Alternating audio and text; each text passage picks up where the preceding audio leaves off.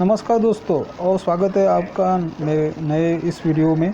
इस वीडियो में हम लोग जानने वाले हैं रिफ़ंड इशू रिक्वेस्ट के बारे में। जी हाँ दोस्तों, अब आपने अपनी आईटीआर भर दी है और अगर आपके आईटीआर में कुछ रिफ़ंड बन रहा था और रिफ़ंड आपके बैंक अकाउंट में आना था, और रिफ़ंड आने से पहले आपके पास यह टेक्स्ट मैसेज या मेल आता है जिसमें लिखा रहता है कि your refund has been failed, please raise a refund issue request. तो इसका मतलब यह हुआ है कि आपके द्वारा जो बैंक अकाउंट आपके इनकम टैक्स की साइट पर दिया हुआ है वो सही से वैलिडेट नहीं है दोस्तों, या फिर हो सकता है नॉमिनेट फॉर रिफ़ंड नहीं हो, या फिर आपका बैंक खाता आपके ई फाइलिंग पोर्टल पर ऐड नहीं हो, या ऐसा भी हो सकता है और वो फेल हो गया हो, या फिर आपके बैंक अकाउंट में पैन कार्ड रजिस्टर्ड नहीं हो।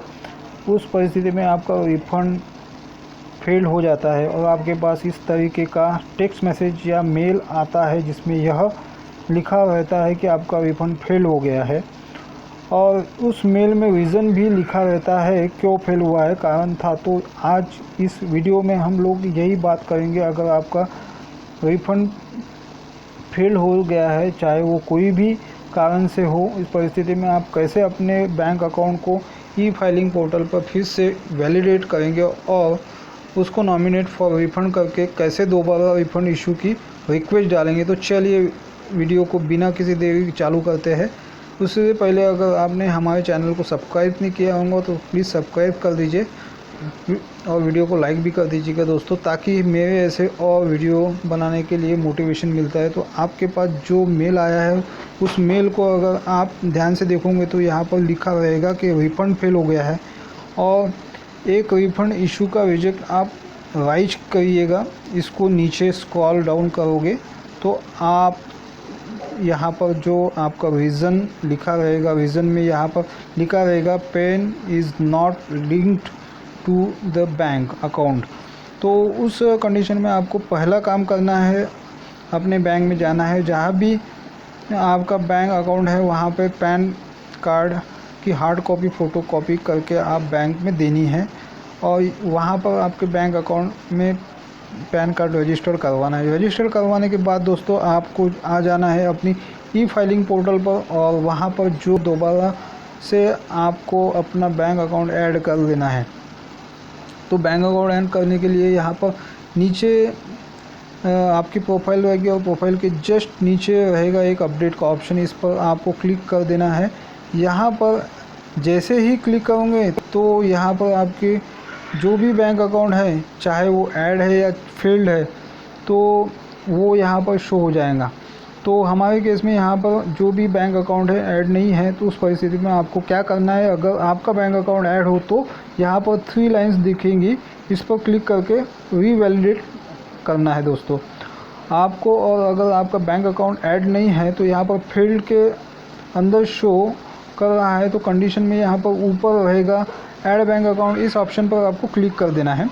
फिर उसके बाद में आपको अपने बैंक अकाउंट नंबर, दोबारा बैंक अकाउंट नंबर, अकाउंट किस टाइप का है, सेविंग या बचत खाता है, तो उसके बाद में अकाउंट टाइप, यानी अगर आपका अकाउंट सिंगल है तो प्राइमरी सिलेक्ट करना है, और किसी के साथ में फैमिली मेम्बर के साथ में जैसे वाइफ के साथ में है जॉइंट सिलेक्ट, उसके लिए जॉइंट सिलेक्ट करना है। अब यहाँ पे आपको आपके बैंक का IFSC कोड एंटर कर देना है, और उसके बाद में यहाँ पर आपकी बैंक की ब्रांच और बैंक का नाम आ जाएगा। फिर यहाँ पर पूछे nominate this bank account for refund, यानी अगर आपके ITR में किसी भी प्रकार का रिफ़ंड बन रहा है, आप क्या रिफ़ंड इसी बैंक अकाउंट में चाहते हो, केस में आपको यहाँ पर जस्ट सिलेक्ट करना है। फिर नीचे स्क्रॉल डाउन करने के बाद एक ऑप्शन वैलिडेट ऑप्शन क्लिक कर देना है। जैसे ही वैलिडेट पर क्लिक करेंगे तो यहाँ पर आपके ई फाइलिंग पोर्टल पर रजिस्टर्ड मोबाइल नंबर है, उस पर एक OTP आ जाएगा जो आपको यहाँ पर एंटर कर देना है। OTP एंटर करने के बाद आपको वैलिडेट ऑप्शन पर क्लिक कर देना है। जैसे ही आप उसको वैलिडेट ऑप्शन को क्लिक कर देंगे तो validate request is the process बताएंगे। जब तक यह पर आपका बैंक अकाउंट वैलिडेशन सक्सेसफुली ना हो तब तक आपको रिफ़ंड इशू की रिक्वेस्ट नहीं करनी है। तो अदरवाइज़ आपका रिफ़ंड काफ़ी समय के लिए अटक सकता है। तो अगेन आपको वापस यहाँ पर डैशबोर्ड पर चले जाना है और फिर यहाँ पे अगेन आप बैंक अकाउंट पर क्लिक करना है। तो अपडेट ऑप्शन पर तो यहाँ पर जो है आपका बैंक अकाउंट सक्सेसफुली वैलिडेट हो चुका है और एलिजिबल फॉर द रिफ़ंड है, यानी कि ये सारे ऑप्शन ग्रीन टिक है। अगर आपकी फर्स्ट की दो ऑप्शन फर्स्ट और सेकंड यानी वैलिडेट एंड ईवीसी इनबिल्ट या फिर एलिजिबल फॉर रिफ़ंड या फिर रजिस्टर्ड फॉर द रिफ़ंड हो तो भी कोई प्रॉब्लम नहीं है दोस्तों। बट यहाँ पर वैलिडेशन इन प्रोसेस नहीं होना चाहिए। जब यहाँ पर ग्रीन टिक लगा हुआ आ जाता है तो फर्स्ट एक ऑप्शन में तो आपको रिफ़ंड इशू की रिक्वेस्ट डालनी होती है। तो अगर यहाँ पे आपका वैलिडेशन इन प्रोसेस हो तो उस केस में कुछ देर के लिए आपको वेट करना है जब तक आपका वैलिडेशन सक्सेसफुल नहीं हो जाता है। बाद में आपको रिफ़ंड इशू की रिक्वेस्ट यहाँ पर राइज करनी है दोस्तों। और ध्यान रखना है कि आपका बैंक अकाउंट वैलिडेट हुआ है या वहाँ पर नीचे देखोगे तो nominate to for the refund option यहाँ पर आपका ऑन रहना चाहिए। अगर यह ऑन नहीं है तो आप रिफ़ंड रेशो की रिक्वेस्ट डालते हो तो इस केस में दोबारा आपको रिफ़ंड फेल हो जाएगा। तो बैंक अकाउंट ऐड करना है, पहला काम आपको यहाँ पे करना है। फिर उसके बाद आपको दूसरा काम रिफ़ंड रेशो रिक्वेस्ट राइज करना है। और तो उस केस में यहाँ पे सर्विस ऑप्शन रहेगा।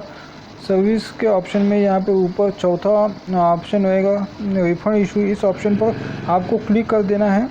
इसके बाद में यहाँ पर ऊपर रहेगा क्रिएट रिफ़ंड इशू रिक्वेस्ट। इस ऑप्शन पर आपको क्लिक कर देना है। फिर यहाँ पर आपका जो जिस ईयर रिफ़ंड फेल हुआ है इस ईयर का असेसमेंट ईयर, एक्नॉलेजमेंट नंबर वगैरह रहेगा। तो यहाँ पर टिक करने का ऑप्शन रहेगा, उसको टिक कर देना है दोस्तों। फिर इसके बाद में कंटिन्यू का ऑप्शन क्लिक कर देना है। यहाँ पर पूछेंगे तो आपको यहाँ पर रिफ़ंड फेल हुआ है वो कौन से बैंक अकाउंट में चाहिए। तो यहाँ पर आपका भी बैंक अकाउंट सक्सेसफुली वैलिडेट हो रखा है, वही आपको सिलेक्ट करना है। और जो आपने नॉमिनेट फॉर रिफ़ंड किया है वही बैंक अकाउंट आपको यहाँ पे चूज़ करना है दोस्तों। तो उस केस में हमने यहाँ पर सेकंड बैंक अकाउंट जो है इसको सक्सेसफुली वैलिडेट भी किया था और नॉमिनेट फॉर रिफ़ंड भी किया था। तो वह आपको यहाँ पर सिलेक्ट कर लेना है और उसके बाद प्रोसीड टू वेरिफिकेशन ऑप्शन पर आपको क्लिक करना है। उसके बाद में यहाँ पर आपको रिफ़ंड इशू की रिक्वेस्ट आधार ओटीपी या फिर बैंक अकाउंट के थ्रू वेरीफाइड करनी होगी। तो यहाँ पर हम फर्स्ट ऑप्शन सिलेक्ट कर लेते हैं यूजिंग आधार ओटीपी ऑप्शन और उसके बाद में कंटिन्यू ऑप्शन पर हम क्लिक कर देते हैं। आधार की टर्म्स एंड कंडीशन को एक्सेप्ट करके जनरेट आधार ओटीपी कर देना है दोस्तों। और उसके बाद में यहाँ पर आपको आधार ओटीपी एंटर कर देना है और वैलिडेट ऑप्शन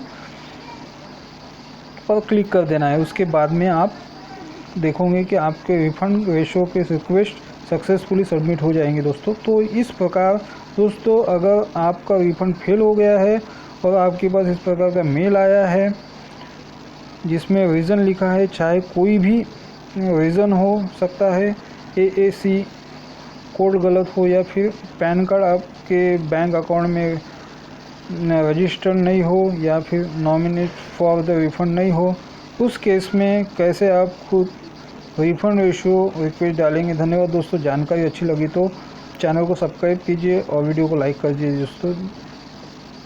धन्यवाद दोस्तों।